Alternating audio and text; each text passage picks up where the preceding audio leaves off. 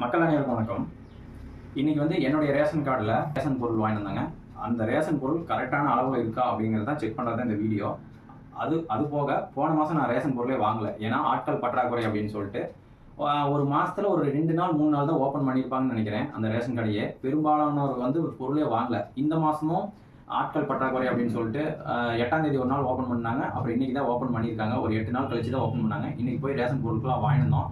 அந்த ரேஷன் பொருள் வாங்கும்போது போன மாதம் வரைக்கும் ஒரு சிஸ்டம் இருந்துச்சுங்க. நான் போய் லாஸ்ட்டாக வாங்கினேன் பார்த்தீங்களா, அது வரைக்கும் ஒரு சிஸ்டம் இருந்துச்சு. என்ன அப்படின்னா, நம்ம தம்ப்நெயில் வச்சா அடுத்தது வந்து எத்தனை கிலோவா, இப்போ 15 கிலோ அரிசி, பருப்பு 1 கிலோ, சக்கரை 1 கிலோ, இந்த மாதிரி போட்டுருவாங்க.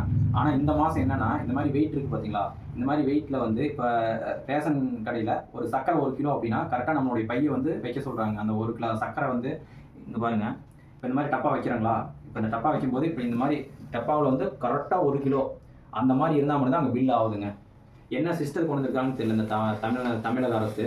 இந்த இப்போ சக்கரை 1 கிலோ போடுறாங்கன்னு வச்சுக்கோங்களேன், கரெக்டாக 1 கிலோ இருக்கணும். அங்கே 001ன்னு வந்துச்சுன்னா கூட அங்கே பில் ஆக மாட்டேங்குது. கரெக்டாக 1 கிலோ இருந்தால் மட்டும்தான் அங்கே பில் ஆகுது.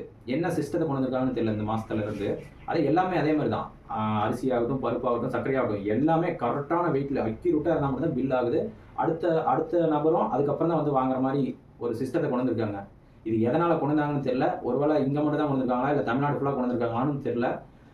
இதில் தாங்க மிகப்பெரிய பிரச்சனையாகவே இருக்குது. அதனால தான் இந்த பொருளை வந்து நான் உங்களுக்கு வந்து அளவு போடலாம் அப்படின்னு சொல்லிட்டு இந்த வீடியோவை வந்து ரெடி பண்ணிகிட்டு இருக்கேன்.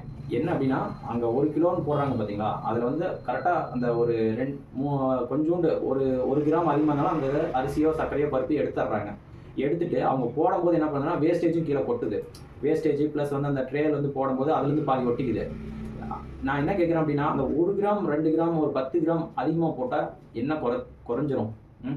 ஏற்கனவே தமிழ்நாடு ஃபுல்லாக அடகு வச்சாச்சு. இந்த ரேஷன் பருப்பு, சர்க்கரை, அரிசி எல்லாம் வந்து பார்த்தீங்கன்னா ரொம்ப இறக்கப்பட்டவங்க யாரும் வாங்குறதில்ல. ஒரு நடுத்தர ஃபேமிலி இல்லாதவங்க தான் வாங்குறாங்க. அவங்க கிராம் அதிகமாக போனால் என்ன குறைஞ்சிரும் சொல்லுங்கள் பார்க்கலாம். அதுக்காக தான் இந்த வீடியோ மெயினாக வந்து எடுத்து போடலாம் அப்படின்னு முடிவு பண்ணி எடுத்துகிட்டு இருக்கேன். வீடியோவை தொடர்ந்து பாருங்கள். நம்மளோட சேனலை சப்ஸ்கிரைப் பண்ணாமல் இருந்தாங்கன்னா சப்ஸ்கிரைப் பண்ணிட்டு பாருங்கள். வாங்க வீடியோக்குள்ளே போகலாம். இப்போ பாருங்கள், இந்த டப்பாவோட வெயிட் ஃபஸ்ட்டு செக் பண்ணிக்கலாங்க. இந்த டப்பாவோட வெயிட் வந்து 63 கிராம் காட்டுது. இந்த 63 கிராமை லெஸ் பண்ணிட்டு தான் நம்ம வந்து ரேஷன் கடையில் வாங்கின சர்க்கரையும் பருப்பையும் நம்ம அளக்க போகிறோம். சரிங்களா?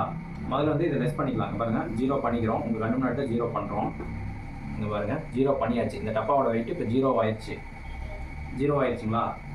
நிறைய பேர் வந்து சொல்லுவாங்க, அதாவது வந்து இவங்க யாராவது வந்து இந்த கவர்மெண்ட்டை குறை சொல்லணும் அப்படிங்கிறதுக்காக வந்து அளந்து காட்டுறாங்க, இல்லை கம்மியாக அளந்து காட்டுறாங்க அப்படின்னு தான் சொல்லுவாங்க. அதெல்லாம் இங்கே பாருங்கள், நாங்கள் ரேஷன் கடையில் வாங்கினது இன்னும் ஓப்பன் கூட பண்ணல. இது வந்து ஒரு சில உடன்பிறப்புகள் வந்து சொல்லுவாங்க, பாதி எடுத்தாங்க அப்படின்ட்டு. அந்த மாதிரிலாம் எதுவும் கிடையாது. நம்மனால் நம்புங்க, நம்பாட்டி வந்து உங்கள் தலையெழுத்து, இந்த தமிழ்நாட்டோட மக்களோட தலையெழுத்து. சரிங்களா? இங்கே பாருங்கள், கொட்டுற முதல்ல வந்து பருப்பு வந்து அந்த டப்பா வந்து 0 பண்ணியாச்சு.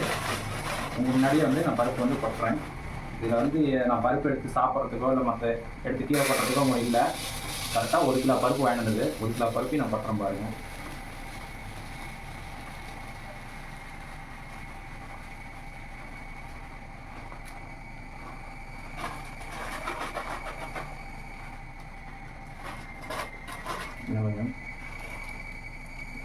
பார்த்துக்கோங்க, சுத்தமாக கொட்டியாச்சுங்க. எதுவுமே கிடையாது காயத்தில். ஒரு 5 கிராம் வந்து கம்மியாக இருக்குது. எல்லா பருப்பையும் கொட்டியாச்சு. 1 2 இருக்கிறது எல்லாத்தையுமே கொட்டியாச்சு. பார்த்துக்காங்க, 995 தாங்க இருக்குது. அதாவது 1 கிலோ பருப்பு வாங்கினா 995 கிராம் தான் நம்மளுடைய ரேஷன் கடையிலேருந்து வருது. நீங்களே நல்லா நோட் பண்ணிக்காங்க, 995 தான் இருக்குது. நம்மளுடைய ரேஷன் கடையில் போடுற பருப்பு 995 கிராம். ஓகேங்களா? வேணா இந்த கவரையும் வந்து செக் பண்ணிக்காங்க. இந்த கவர் வந்து 50 கிராம் இருக்குது. ரிட்டன் வந்து நான் கொட்டுறேன் பார்த்துக்காங்க. இந்த ரிட்டன் வந்து இந்த கவர்லேயே கொட்டுறேன். 50 கிராம் இருக்குங்களா? இது வந்து மைனஸ் பண்ணிடுறோம். கவர் வந்து லெஸ் பண்ணிடுறோம். 0 ஆயிடுச்சுங்களா? இப்போ அதே பருப்பு நான் கொட்டுறேன். அதே அளவு தான் காட்டுதுங்களா? 993 தான் காட்டுது. பார்த்தீங்கன்னா நான் 995 நினைக்கிறேன். இப்போ 993. முன்ன பின்ன ஒரு 2 கிராம் முன்ன பின்ன காட்டுதுங்க. ஆனால் 5 கிராம் லாஸாக போகுது. அதாவது நம்ம கொட்டும்போது இங்கே ஒரு பருப்பு உள்ளே இருக்குது, அதனால கூட அந்த 2 கிராம் குறையலாம். ஆனால் ஒரு 5 கிராம் கண்டிப்பாக அந்த 1 கிலோவுக்கு கம்மியாக இருக்குங்க. நல்லா நோட் பண்ணிக்காங்க. இது ஒவ்வொரு ரேஷன் கடையிலும் நடக்குதுங்க. இது எங்களுக்கு மட்டும் இல்லை, தமிழ்நாடு ஃபுல்லாக இருக்கிற எல்லா ரேஷன் கடையிலும் நடக்குது. இது வந்து மக்கள் வந்து எல்லாருமே சகிச்சுட்டு தான் வாங்கிட்டு இருக்காங்க. அடுத்தது வந்து சர்க்கரை நான் உங்களுக்கு காட்டுறேன். சர்க்கரை இது வந்து மறுபடியும் உங்களுக்கு கொட்டுறோம் பாருங்கள். சர்க்கரை வந்து கொட்டுறோம்.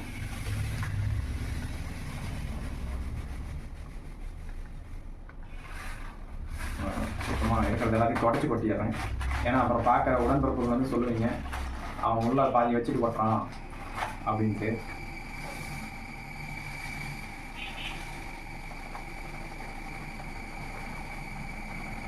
இதுக்கு மேலே இந்த பேப்பரை வந்து கிழிச்சு தாங்க எரியணும்.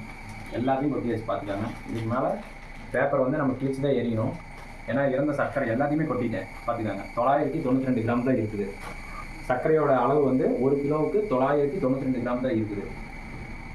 நிறைய உடன்பிறப்புகள் வந்து கதறலாம். உடன்பிறப்புகளே போய் அந்த ரேஷன் கடைக்கு வாங்கினாலும் அவங்களுக்கு தான் இந்த நிலமை. சரிங்களா? நீங்களே போய் அந்த ரேஷன் கடையில் உங்களுக்கு எங்கெங்கே ரேஷன் கடை இருக்கோ எல்லா கடையிலையும் வாங்கினீங்கனாலும் உங்களுக்கு இதே நிலமை தான். கண்டிப்பாக 5 கிராம் 10 கிராம் கம்மியாக தான் இருக்கும். எல்லா ரேஷன் கடையிலையும் 1 கிலோவுக்கு கம்மியாக தான் வந்து போடுவாங்க. அந்த 5 கிராம் 10 கிராம் கண்டிப்பாக கம்மியாக தான் இருக்கும்.